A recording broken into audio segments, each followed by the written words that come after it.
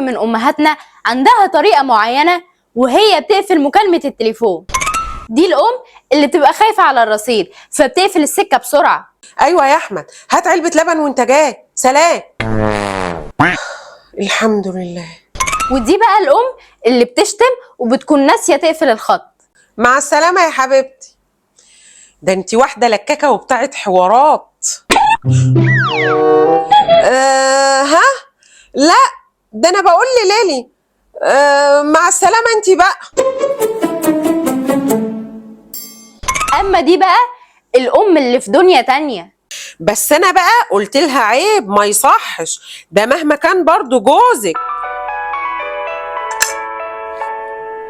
ايه ده؟ هو انا كل ده بكلم نفسي؟ ودي بقى الام اللي بتبقى مش عايزه تقفل السكه. طيب يا حبيبتي، مع السلام. مع الف سلام. مع الف سلام. في رعاية الله. اتفضل. اتفضل. مع السلام. سلام. سلام. سلام.